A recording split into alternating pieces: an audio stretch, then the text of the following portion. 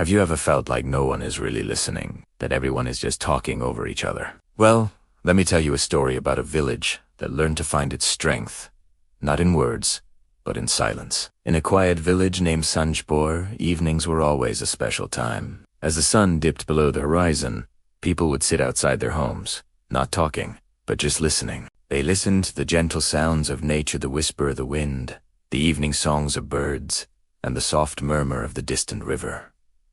For them, silence wasn't empty. It was full of peace. At the very edge of the village lived an old man named Raghav. He had lost his hearing many years ago. The villagers respected him, but because they didn't know how to connect with him, they rarely spoke to him. His world was one of complete silence.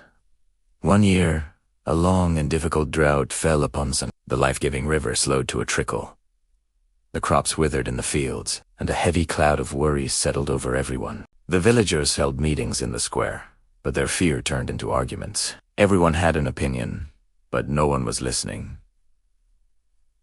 The unity of the village started to crack. One evening, as another heated debate was about to begin, Raghav walked into the village square. He placed a small, simple bell on the ground in the center of the circle. Then, he rang it. Just once. The sound was soft, almost lost in the tense air. Many barely even noticed it. Raghav then took a stick and wrote a simple message in the dust for everyone to see. Listen first. Speak later.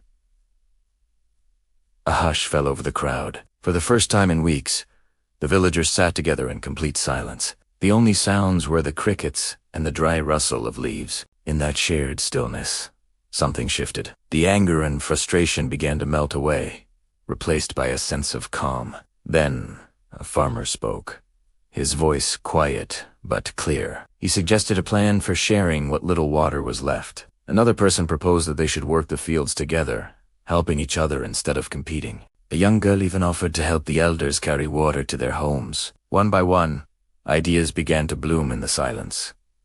People started listening, really listening, to each other. Slowly but surely, the village began to heal. The drought didn't end overnight, of course, but hope returned instantly. They worked together, supported each other, and faced the hardship as one. Months later, when the rains finally came, the entire village celebrated with joy and relief. Amid the celebration, Raghav sat quietly to the side, a gentle smile on his face, his small bell resting beside him. The village of Saanjhpur never forgot the lesson they learned during that long drought. They discovered that true strength and real solutions don't always come from the loudest voice. Sometimes, they begin when we choose to listen not just with our ears, but with our hearts. Thanks for watching. If this story resonated with you, consider subscribing for more tales that warm the heart. See you next time.